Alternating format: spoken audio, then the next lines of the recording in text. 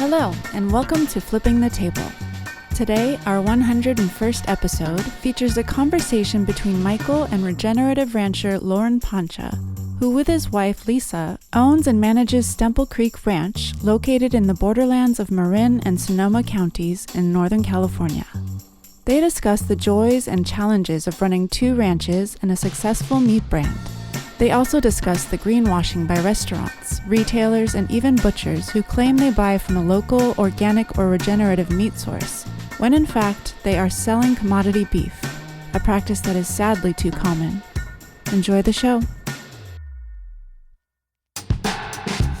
Ranching is a tough, complex business in which you face a vast array of uncertainties: weather, meat prices, animal health, and changes in regulation.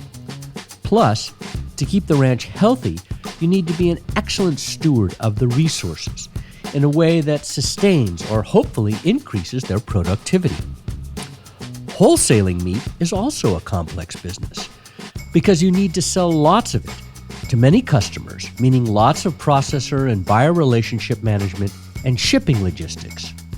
Retail sales is a tough business because it is hard to get your message out in today's marketplace if you don't own a widely recognized and easily located retail brick-and-mortar or online space. Then there is the vacation rental business, which requires property management skills and lots of maintenance. Today, my guest with his wife operates a business that contains all those components. Now that is complex and a big load to carry, and it brings the man many challenges and so far joy enough to keep it rolling along. Loren Poncia is from a family that has worked the same land in Marin County, California for nearly 150 years. Loren has taken a very interesting journey to get to the place that allows him to sell 2,000 cattle a year through his brand called Stemple Creek Ranch. In moderate traffic, his ranch is 35 minutes from my home. I will admit that I am a meat and fresh vegetables kind of guy, and that Stemple is my primary beef source. Although I do buy from others, including Humboldt grassfed and Crown H cattle to name two, I once purchased much of my beef from Belcampo before it imploded some years ago. And as some of you will know, my first podcast was with Belcampo's co-founder, Anya Fernald. I also buy all my lamb from local sources, and I'm always up to try meats from different farms or ranches when I come across them at farmers markets. I think when you hear Loren's story, which reveals his values and vision, you will see why I'm a committed buyer of his brand. My commitment to Stemple supports Loren's contributions to healing the planet and the local agriculture economy. I feel that along with others I know and respect, Loren is a great role model for young farmers and ranchers seeking a very busy and fulfilling life as a land steward and a producer of healthy, nutrient-dense food. Let's begin. Loren Poncia, hey, where are we, man? It's great to be with you here. Hey, Michael, thanks for having me on your podcast. Today, we're sitting in the schoolhouse at what we call Stemple Creek Ranch, which is a ranch that we bought about 10 years ago right next to my family's ranch. It fits in perfect like a puzzle piece, but Lisa and I bought this place about 10 years ago and been fixing it up, and it's our headquarters here. It's right on the edges of Stemple Creek right here in Fallon, California, right outside of Tamales, California. And so you're on the north end of Marin County, right? You got next it. to the Sonoma County border. About 5 miles to Sonoma County. Yep. 5 miles to Sonoma County. Great. So, I always like to get everybody's origin story. Like, how did you end up being the CEO of Stemple Creek Ranch? What's the history? Wow, that's a long one, but I grew up here on the ranch. Actually, where we're sitting right now having this conversation is where I went to preschool, which is absolutely amazing. Yeah, this is an old schoolhouse that's been converted into a place where people could come and rent and stay. Yeah, it's a farm stay. Yeah, it's pretty sweet. Anyway, I grew up on the ranch. The ranch was my whole life. When I was approaching my senior year in high school, my parents were like, "You need to go away to college." And I was like, "What? Why would I ever leave this amazing place and go to college when we have everything we need right here?" And thankfully, I followed their advice. Went away to Cal Poly, San Luis Obispo, go Mustangs, and started studying for a bachelor's degree in dairy science and agriculture business. Because your family ran a dairy. Mm-hmm. We had just recently sold out of the dairy business, but I still had about 25 of my own 4-H and FFA animals that I considered. I considered myself a dairyman and a beef rancher. And actually, about a week before I left to go to Cal Poly, I bought my first 20 Angus heifers, and that was going to be kind of my project to help pay for my college, because my parents didn't have a lot of liquidity to help pay for college, so it was my deal. And so we started our first little Angus herd at that time, and I really started to get more interested in black-hided cattle. So anyway, I went to Cal Poly. I was there every summer. I'd come home, I'd work on the ranch, and then I'd head back in September to do it again. And a lot of times I'd come home and I was kind of managing the ranch from afar, but I wasn't actually doing all the work. And my junior year, I realized, wow, I need to do an internship or figure out, because there's not economic opportunity for me at home, so I need to figure out something else. So I had some friends, and they said, you know what, you'd be great at sales. So I applied for some internships in the veterinary pharmaceutical world, and I got one of the internships, and I had a blast that summer running around from dairy to dairy all over the western, actually all over California and Nevada, and learned a lot, met a ton of people, and I realized I was good at sales. And so my senior year, I decided, okay, I'm going into sales. And I guess this is where it becomes a little bit interesting with my career choices. Yes. We have to do a senior project when you leave Cal Poly. Mm-hmm. And I did my senior project on a feasibility study of putting in an organic dairy on my family's dairy. And it made economic sense, and it was a good move at the time.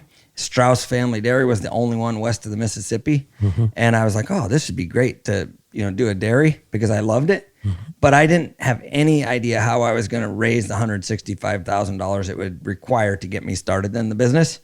And at the same time, I was interviewing for other pharmaceutical type jobs, and Monsanto came to campus and was looking for an intern. And I said, well, what the heck, I'll interview for that. I got the job with Monsanto. I skipped the intern and went straight to what was called a field area market manager, and they moved me to Texas. I spent a bunch of time in Texas, Florida, Georgia, back to California in the dairy industry, and I was full-time with Monsanto for almost 3 years. And when I was there, it was absolutely amazing experience. I loved it. I've met some lifelong friends there. They taught me so much about myself, about sales, about the industry, about cow comfort, and all of this stuff. But the thing that was in the back of my mind that I didn't like is I was selling something that was not natural, that you had to inject into cows to make them produce more milk, and it just didn't seem right. RGBH. Yeah, it was RBSD. Yeah. So it just didn't seem right. And so I quickly realized that's not my future. I couldn't stop thinking about the ranch everywhere I went, everywhere I was traveling, every hotel room I was in. I couldn't stop thinking about the ranch and how I could make it a real business. And I went to work for another company doing dairy nutrition for a couple years. And then I went into pharmaceutical sales for pets. And I was selling some products for pets. But when I did that, it was going to be a short-term deal. I ended up staying there for 13 years. So overall, I was in the pharmaceutical business for 18 years. Mm-hmm. But when I was doing the pets business, I learned a lot about direct-to-consumer sales and consumer habits and all of that. And around 18 years ago, I was around 30 years old. I came home from working on the ranch one weekend. So when I was doing pharmaceuticals, I was also basically moonlighting at the ranch. Mm-hmm. But it wasn't really a for-profit enterprise. It was kind of like, I loved the ranch. I loved working on the ranch. I was trying to help my family stay in business and all that. And so I came home from the ranch one weekend to Sacramento and said, hey, Lisa, my wife, Lisa, I said, I would love to go back to the home ranch and try and make this a real business. And I'm perfectly fine if we try and fail, but we have to at least try. I don't ever want to wonder and ask what would have happened or what if. And so we scheduled a meeting with my mom and dad, and we met them in Napa. So they drove from Tamaulipas, we drove from Sacramento. We met in Napa, and it's kind of like a Hall of Fame meeting. Basically, we said, hey, we want to come home. We want to run the ranch, but quite frankly, we don't want to do it with you. We want to buy all your cattle and lease all your land, and you're going to make more money leasing us the land than you are right now. And thankfully for my parents, they said yes. And thankfully for me, obviously, and Lisa, they said yes. It might have been a relief. It was a little bit. I mean, there was some tension in the first 5 years with me and my dad, and just my management style and his management style. But my mom was happy and excited. Anyway, we moved over here to Novato, and I kept my day job, and she got a new job, and we started managing the ranch. And for the first 3 years, we sold conventional cattle to the conventional industry, to the highest bidder anywhere around the country. So we sold to Harris Ranch, or we sold to Coleman Natural, Lyman, Colorado. We sold wherever that we could do a never ever program that we would get the highest premium we could for a all natural animal. And we would get the data back from those cattle, and about 30% of them were getting sick when they'd go to the feedlots. And I was like, why in the heck are we doing this? They don't get sick at home, and they're getting sick when we send them away. And this doesn't really make sense. And I was a very conventional thinker, right? I'd come from Monsanto and conventional agriculture, and efficiency was really high on my list, not necessarily resiliency or anything like that. Even though we were very resilient as a family and as an industry. I read the book, The Omnivore's Dilemma. And while I was reading the book, The Omnivore's Dilemma, I just like a light bulb went off in my head, and I said, what in the heck are we doing? We live right here in the Bay Area, and we are selling our beef cattle to somebody thousands of miles away so that they can fatten it up and then send it back in a box. Why don't we just give consumers what they want and give them grass-fed, grass-finished, organic beef? Michael Pollan would be very happy to hear that story. You ever told him? I've never met Michael Pollan. I hope to someday, and I know when he eats meat, he buys our beef. So that's at least that's what I hear from my customers that sell to him. Yeah. I'm sure he eats other beef too, but anyway, it was a really cool story. So we drew a line in the sand. We both had day jobs, so we could afford to keep all of our cattle for 1 year and not have any income from the ranch. And it was a big deal. It was a big risk for us because we were kind of on the whim of like, okay, who's going to buy these things? And I'm always a big believer, if I'm passionate about something, or if anybody's passionate, if you build it, they will come. So we put up a 5-page website, and we came up with a brand name, which is Stemple Creek Ranch. It's a relatively young brand. It was established in 2009. Even though my family's been here for 120 something years, this is our own separate business and brand. And we started with that. We put up our website, and within a week, we were having orders from people that we'd never met before in LA or in Lodi or in other places that would buy a quarter beef, a half beef, a whole beef. And it just kind of blew my mind. I looked at Lisa one day, I was like, whoa, how is this? This is cool. The internet and, Twitter and all this stuff back then was like, people are learning about us for free. And this is cool. We're selling our product to people that want it, that don't get it where they're at. And it really blew my mind. There was one lady that would drive up about every 2 months and pick up a half a beef from Southern California and drive all the way back to Southern California the same day with her car full of beef. And I was like, wow, this is really something. That's commitment. Yeah, so that's kind of the history. Did they tell you why they were willing to do that? Did your customers tell you why they were so committed? They were committed because once it tasted great. It was better for the land, it was better for the animals, and it was better for the people eating it, is the main reasons. Those are like the big parameters or big pillars of our company. Is like we want to be honest, transparent with quality, and we don't want to just raise lean red meat. We want it to be beautiful, marbled, delicious, fatty grass-fed beef. And we're not perfect at it, but we're pretty good at it now. Very cool. And so you've been doing it 18 years. Yeah, we've been full-time skin in the game trying to make money ranching for 18 years. Yeah. I thought it was really interesting what you said about Monsanto, all you learned from that, because I worked for a conventional farming company way back in 88, 89, and I learned a lot too from that. Companies that have, that are large, you can learn a lot from those experiences, and when you bring it into what you've done now, it's a great help. Right. It's huge. I don't consider myself successful, but we would have never been able to make as much progress as we have without my background there. And I was literally around brilliant people that were PhDs and DVMs and very professional people. So it was fun. And has it helped? I mean, Lisa's a lawyer. I mean, she's got a legal background. Was that helpful in your business? Oh, 100%. So Lisa is not practicing right now, but she has practiced for the last 20 plus years since we've been married. Yes, her expertise has been brilliant, and her hard work and skill set, and she's an awesome people person. And we have the same morals and values. She's actually a Southern California girl who had no agricultural background before, and she knows more about the ranch than most farm wives, or even my mom, who's been here for 60 plus years. And she's just wicked smart, a great communicator, and a super hard worker, and she's really helped us a lot. So this is for sure it's a team effort. Yeah, it's for sure not just me that's built this business. Mm-hmm. That's wonderful. So let's talk about the challenges. Like we've had conversations before. I mean, it is a tough business. So talk about, how would you break down for people to understand what the challenges that you face are?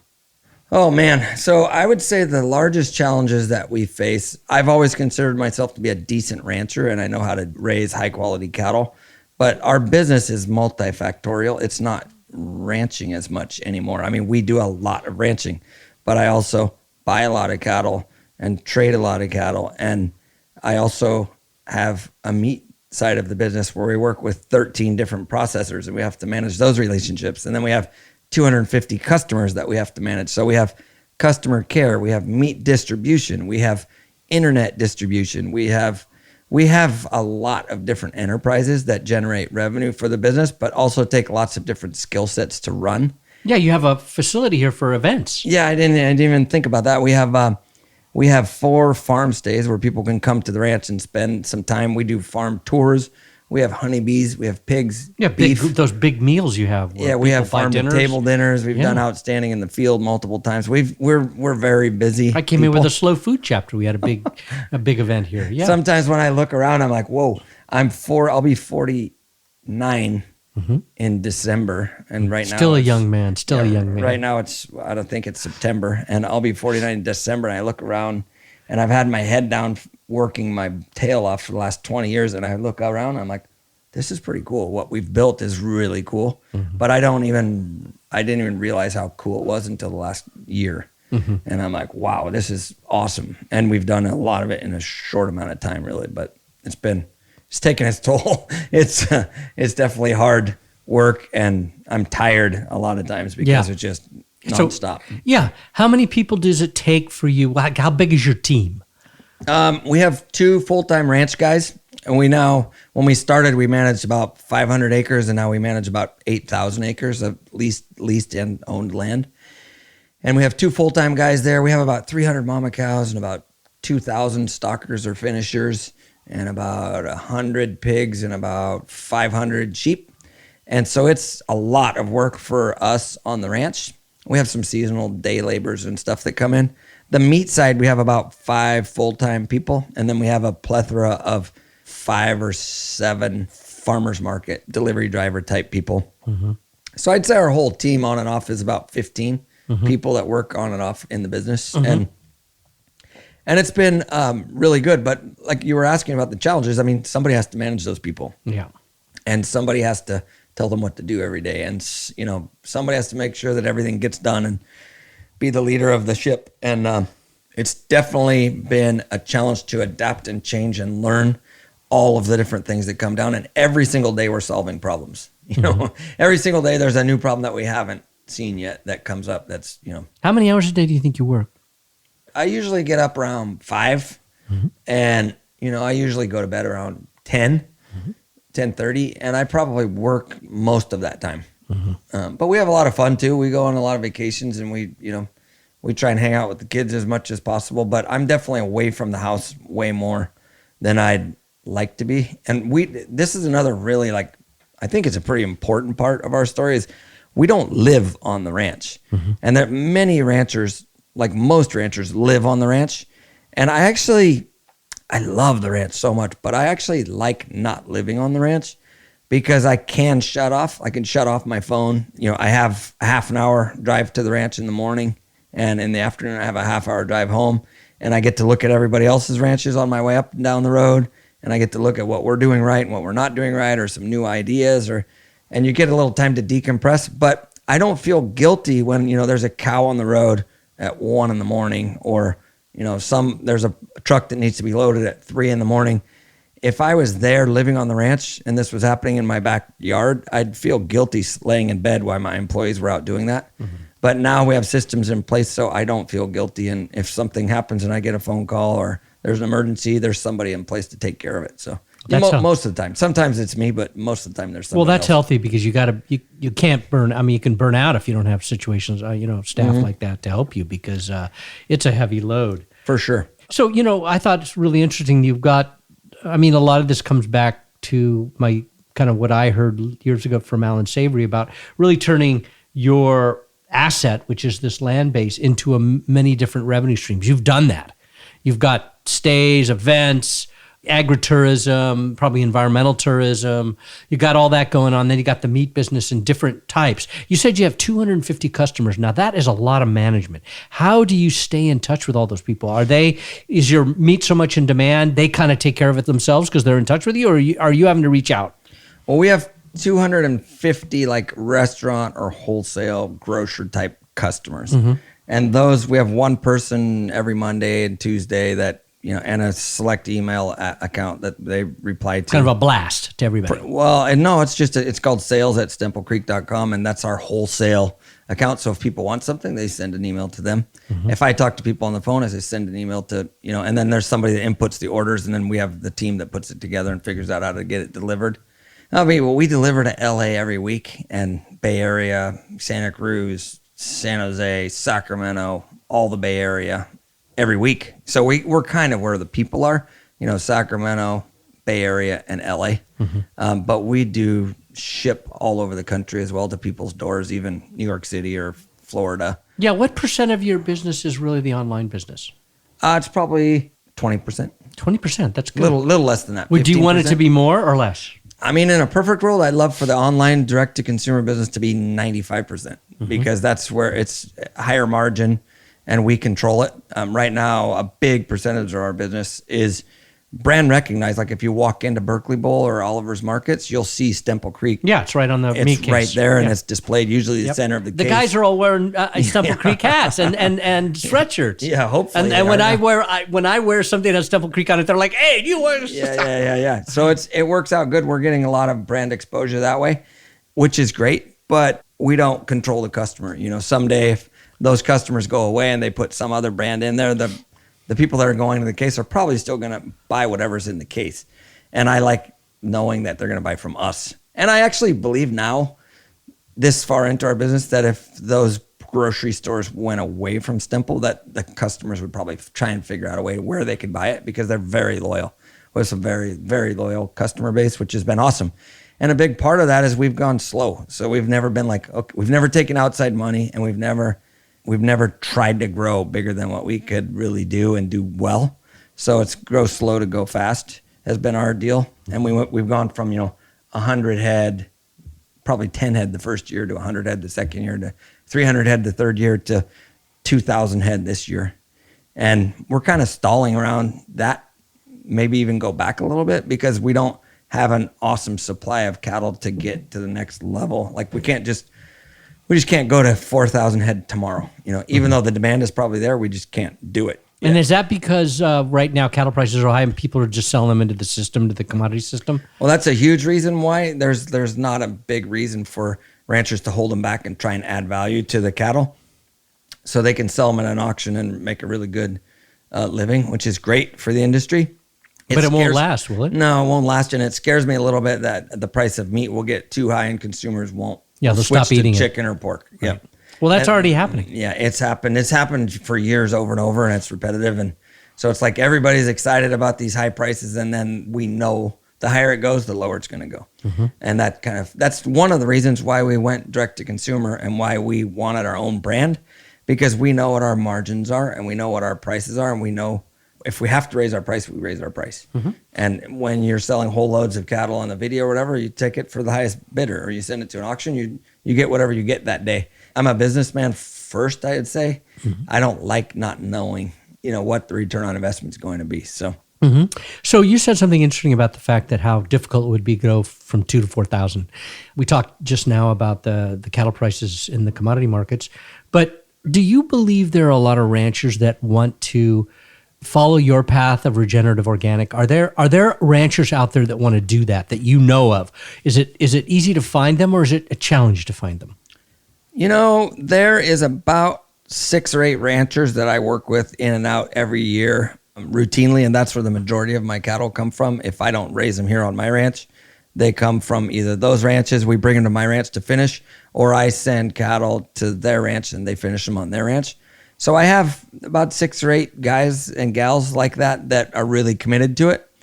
I think when times get tough in the conventional world, I get more interest than right now. I won't say it's easy. It's never easy, but right now to get a high margin product, it's pretty easy at the sale yard. Mm-hmm. But over a 10-year period, I wouldn't say that's not the truth. So there's more and more people that are interested in working with us. I get calls all the time where people say, "Hey, I have these cattle or these cattle, or how do I work in your program?"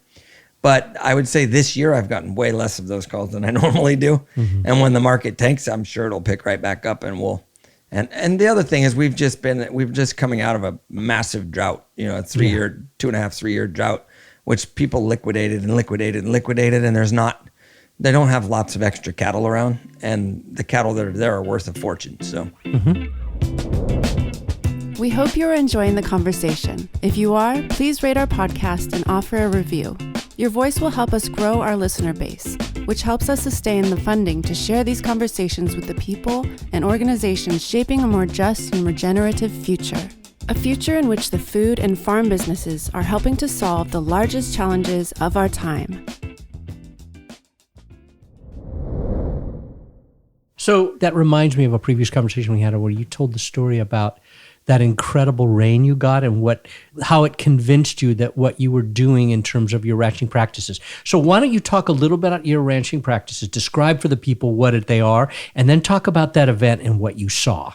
We used to do what we called rotational grazing, and we'd go from field 1 to field 2, field 3, field 4, and that's what we did. We didn't go from field 1 to field 5 or ever.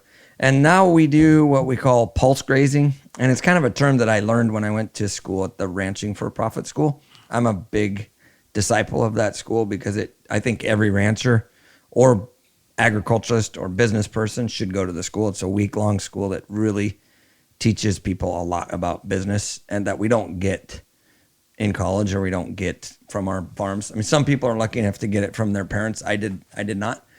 Anyway, in that school, they taught us to pulse graze, and you could skip from field A to field Z. You go to the field that's ready to be grazed, and rest and recovery is vitally important. So right now, you could call it holistic managed grazing, you could call it rotational grazing, you can call it pulse grazing, you can call it whatever you want. But basically, we have larger numbers of animals that we rotate around the ranch to eat the best forage available at that time and to let a lot of the other pastures grow.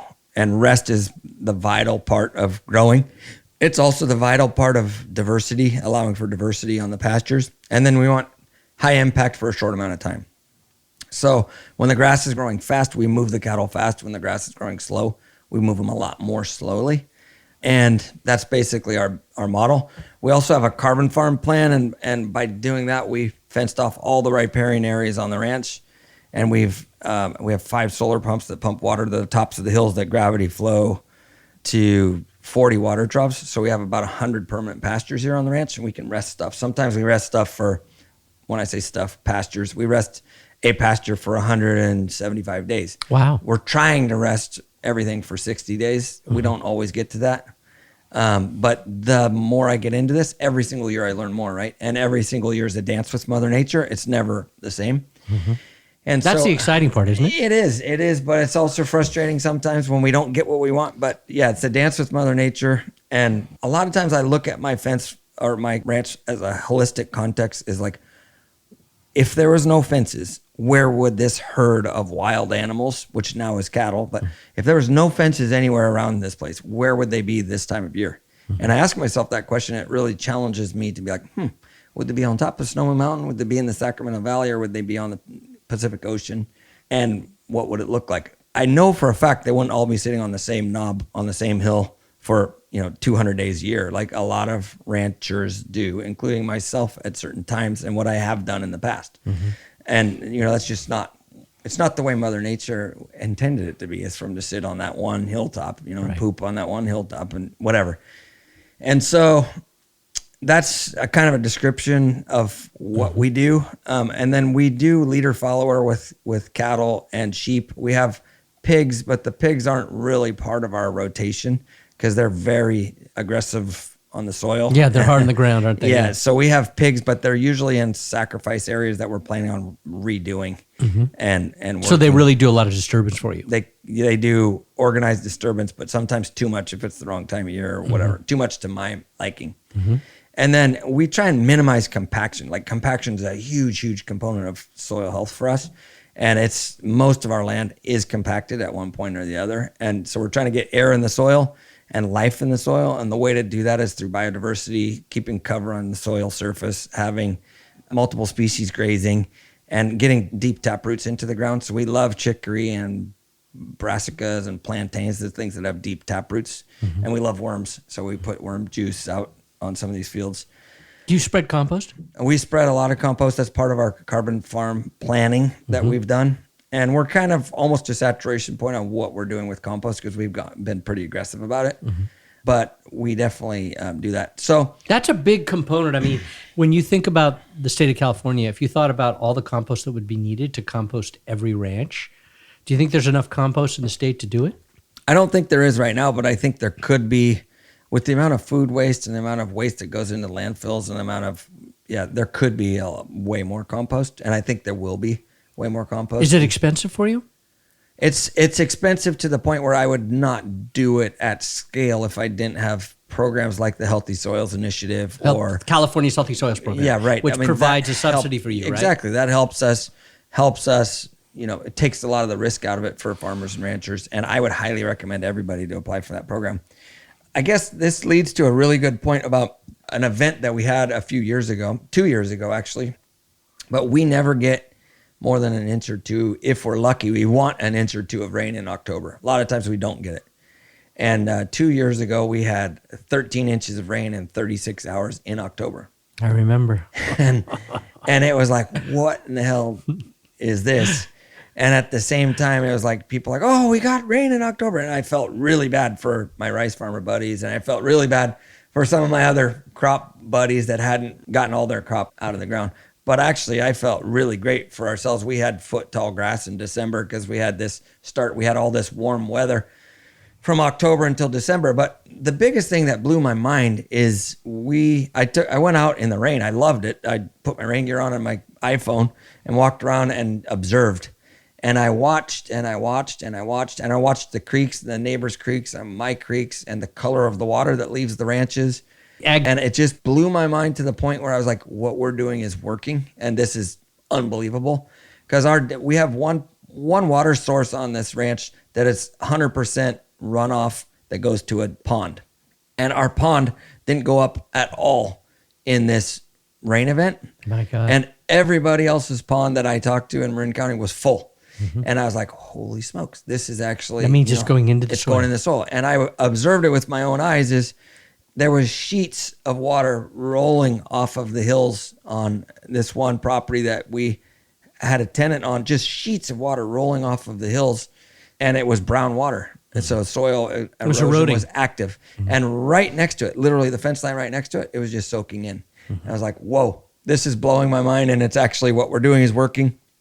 And I was a little bummed, honestly, because we're in this drought and my pond didn't fill up. We got 12 or 13 inches. But the good news is the ground got saturated. We grew tons of feed. And the next 3 inches of rain, they didn't run off like on the surface, but it all soaked through the soil. And then the pond filled up. Just quickly, slowly. Yeah, quickly, okay, okay. Well, I mean, after those 3 inches of rain, you got enough. We had saturation point and it filled up. And I mean, I've always heard this from ranchers and I've seen it with myself is it's not how much rain we get, it's when it comes.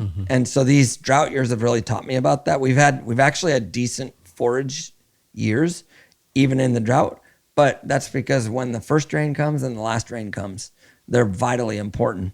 Whereas the ones in between, we don't need 10 inches of rain in January or in December. There's no sunlight It's cold. Yeah, like this this year, growing anyway. It was crazy this year. It was so slow because it was so cool. Yeah, this year was the exact opposite of last year. We had an absolutely horrible winter and spring where we didn't grow any forage. And then we got a very small rain in May, and it blew up. It was one of the best Mays I've ever seen. Actually, probably the best May I've ever seen. So it's pretty wild, but it's part of the dance, like we were saying. Yeah, it's very cool what you're talking about. Yeah, this kind of gets me to the thing because I can see it in you, the joy of the business. It's a hard business. It's a very hard business, and it's exhausting and complex. It's really complex, particularly with all the different revenue streams you have to manage and all the different people you have to manage. But what gives you the joy to keep going? Oh, man. So there's a lot of pride in what we've built, and I'm not a perfectionist when it comes to look in my sock drawer. Nothing's going to be matched and it'll be a mess. But when it comes to my ranch and it comes to the pride around making it look good and be what it is, and the cattle look good and be what there is, and the meat look good and be what it is, that gives me excitement and keeps me going, and it's a pride thing. The other thing is I feel really good. I feel really good about raising nutrient-dense food. And when I look at what's going on in our food system, it frankly just frightens me about what policies are made that are just absolutely horrible for humans and horrible for the environment, but somehow are driven through in the name of good. And I'm just like, holy smokes, man, we have to educate as many people as possible about this, and we have to do our best to raise high quality, nutrient dense food. And I have a lot of pride associated with that, and I want to keep doing it. And I want to replicate it. So like what we're doing is cool. We have a means to grow it. We need more farmers and ranchers to want to do what we're doing. I'm happy to help educate them on it, or some of them might know it already, but I'm happy to help educate them or help. If there's a bunch of people, they don't want to market direct to consumer. They don't want to do that, but they're very great ranchers. They're better than me, way better than me at ranching, or way better than me at cattle. And I want to hitch my wagon to those kind of people and say, listen, I'm going to buy your cattle at a premium every year forever, as long as I can do this. And you raise them for me and I'll sell them for you. And we'll both make more money and live a good life and feel good about what we do instead of not knowing what happens next. So I don't know if I answered your question. No, yeah, you did. That's a good answer. So you answered the next question I had, which is you want to see other ranchers go into this business. As you know, we're working with a lot of ranchers right now on this project having to do with university and then more supply chains for regenerative meat. And what I've noticed is there's a lot of young ranchers, like next generation, your generation ranchers, who are taking over from their families, and they're the ones that are coming and being involved because they're thinking long term, like how am I going to make this work in a world where we have more droughts and all that. I mean, so you do want to see a lot more people coming into it. I mean, I think we have to have that. I mean, there's the old saying of the big get bigger and all that, and that's really true in a lot of ways, but I get this all the time, and I correct people because they say, well, you're a young rancher. You're the future. And I said, excuse me, I'm not a young rancher. I'm going to be 50 in 2 years. I mean, that's still, middle age, right? But young, like we need to get people that are excited about the business like I was, and I still am. But we need to get them that like 20 years old to be all excited about this and to think outside the box and figure out how they can make a living and do this full time and bring people back to the farms and ranches and run it like a real business, not run it like, hey, I got to go feed the chickens this morning. I got to go, you can never go on vacation or can never, leave the ranch because the new generation, it's very few that want that lifestyle. And there is a few, they're like unicorns that they just want a ranch and they don't care. But there's a whole bunch that are millennials and younger that they want to start a chicken enterprise. They want leisure time. Yeah, they want a chicken enterprise. And after the 5th day of moving the chicken thing, they're like, oh, no, I'm not going to do that. I'm like, well, what? You were just talking about this for, for months and now you don't want to do it? Yeah, so we have to make it easy for these younger generation to want to come back and have systems in place to know how to build a real business to be able to supply nutrient-dense food to people. There's a couple of things that come to mind. One is you mentioned the Healthy Soils program, but also malt is a really interesting thing. Your father was one of the founding board members of Malt, the Marin Agricultural Land Trust. He just passed away. Condolences. I know that. I know that's a big thing. I saw the beautiful film of him, and we'll put it on our website so people can see that. Beautiful story about his life, what he did. I'm just curious about the need to bring these young ranchers. First of all, you were lucky in the sense that you inherited a ranch in a sense. I mean, you had access because your parents sold you their ranch. It's very hard to get into the business if you don't have land. So programs like MALT create a way to make the land more affordable by paying for the development rights. Sonoma County has a program similar. That seems like a good government program, a good policy anyway. Then you have the Healthy Soils program. You have the Water Use Efficiency program. There are different programs that are providing a way to lower the cost because it's an expensive business, capital intensive. Do you think these are the kinds of things we need more of in order to get more young people into it so it's less risky? I think yes and yes and yes. And yes, I'm blessed that I grew up in a family that did this because it gave me the bug to want to keep producing food. And so we have to expose kids younger. If you look at the school system and who's educating the school kids right now, it's not agriculturalists. It's, fake meat people, and the school teachers think cows are responsible for global warming. And it's like, holy smokes, what are the industry groups doing to help educate the educators that this is not the real cause of global warming? And if, how do you manage this? I mean, I try and use anecdotes in my day-to-day life with people. And when I do presentations, which is a lot, but my message needs to explode and get to everybody under the sun. Is like, I use an example of what happened the first 3 weeks after COVID when the world shut down. What happened to the sky? Everybody says, oh, the skies over China cleared up. What happened to LA? The skies over LA cleared up. I said, well, wait, no, you're saying cows are the reason for global warming, but the skies cleared up when COVID happened, and we didn't go kill all the cows. We didn't just go kill all the cows. They're still out there burping and farting, and guess what? That's not the problem. The problem, don't confuse yourself with this. The problem is fossil fuels and consumerism and us driving. And 9 billion people. Yeah, and us driving everywhere. Everybody has a car and driving.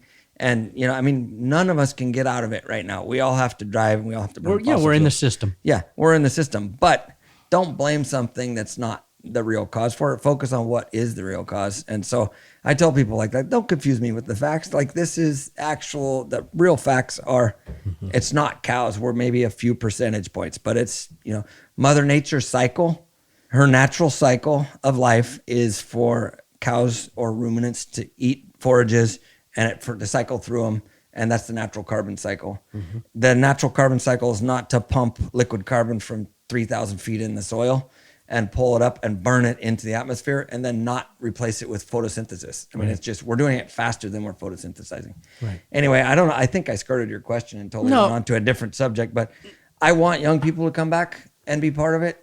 I think there's tons of opportunity. Like, I would welcome some young people to come and do an enterprise here on my land, even the land that we've purchased or the land that we're going to purchase someday or whatever.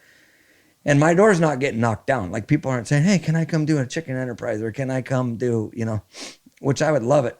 But at the same time, I'm a businessman and I don't want to teach somebody how to do an enterprise that I'm not passionate about. I want them to go learn it from somebody else and then bring it to me and say, how can we do this? And I'll even fund it in some cases, I'll fund it or give them the land for free because I want the byproduct of it.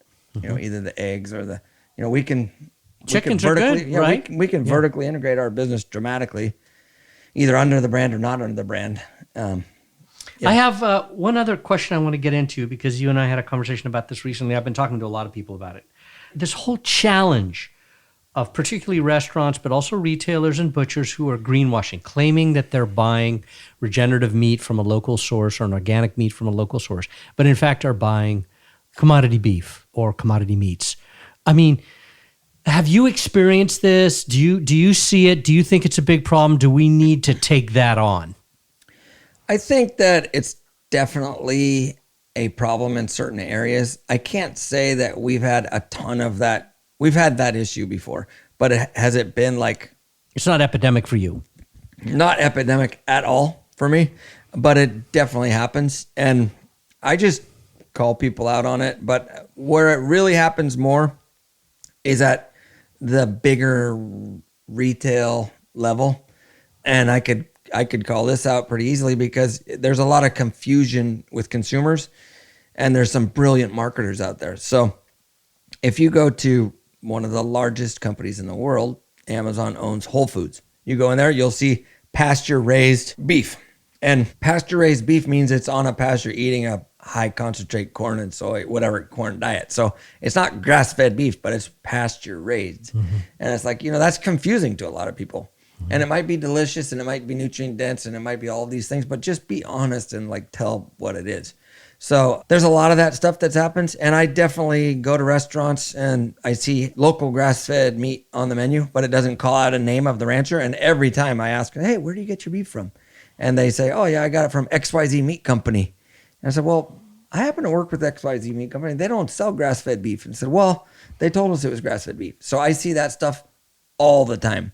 What I don't see very often is people saying, hey, this is Stemple Creek Ranch. I have seen it multiple times, but I don't see it like this is Stemple Creek Ranch beef and it not really be Stemple Creek Ranch beef, or, oh, this is Stemple Creek Ranch beef and, the first day it is, and then 2 weeks later it's not and it's still on the menu. I've seen that, a handful of times, but oh man, I would love to say it's one of the highest priorities for me, but it's really not. The highest priority for me is teaching people about nutrient density and what they put in their mouth and how they vote, and they vote with their dollar. And if it's $1 more or, $2 more for a product that they can buy direct from a farmer or know that it's actually that product, that would be where I would focus. And I would also focus on supporting the people that support the small people, like the small ranchers like us. And we're not a teeny little grass-fed company doing 10 head a year anymore, but we're still a teeny microscopic company when it comes to beef. A lot of times people around here are like, oh, you guys are big. I'm like, well, actually, we're not even like we're teeny. We couldn't even fill one pen at one of these feedlots. And so I would support the people that support people like me, and support farmers and ranchers that buy direct from farmers and ranchers. And it's going to be a little more expensive, but well, you're investing in a better world when you do it. You spend your money to invest in a better world and your own health. And the other thing, Michael, is the people that are greenwashing, like if they do, we have very educated consumers. If you do any bit of research, you can find out who's greenwashing pretty quickly. I hear about it all the time. I know who's greenwashing because I'm hearing it. And I don't need to talk about other people about that. Like I'm not going to throw stones, but the last part about this, if there's not a sign up at the end of your driveway that says what you're raising and who you're raising it for, and the farmer or rancher's not proud of it, then I would say, what the heck's going on, or is there greenwashing happening? And so I could drive by plenty of chicken places around here that nobody knows what it is that comes out of there, but it's multiple brands that come out of there. And what is it? I don't know. I have no clue. But why aren't you proud of it to say, hey, this is, this is what we're doing. Right. Yeah, exactly. So I want to ask you one last question, which is, how are people going to get your meat? How do they, if they want to buy direct, how do they find your website? What is the address? Oh, that's a great question. Thanks for asking it. It's www.stemple, creek.com. And you can buy whatever you want on there. We'll ship it direct to you around the country. Or you can buy a half cow, whole cow, pick it up here locally at one of our butchers. Or you can come to the farmers markets in Marin County on Thursdays and Sundays. Or we work with lots of local high-end retailers like Berkeley Bowl, Oliver's Markets, Petaluma Market, local gourmet type family-owned retailers. We're there. You won't see us in Whole Foods or Molly Stone's or Nugget, bigger chains. You won't see us there. Hopefully someday if we build our supply chain, we can go to those places and keep honesty, quality, and integrity, and we'll do it. Great. Well, I can say that, I have ordered online before. It's great. Comes in a great package, done quickly, done well. So I hope people will do that, and really appreciate your time. It's been a great conversation, and best of luck as you continue. Thanks, buddy. Thanks, Michael. Thank you for listening, and thank you to our sponsors, the Ladybug Foundation, Dan and Quincy Imhoff, Beth and Mark Wyatt, Cindy Daniel, and Doug Lipton. Roots of Change is a program of the Public Health Institute.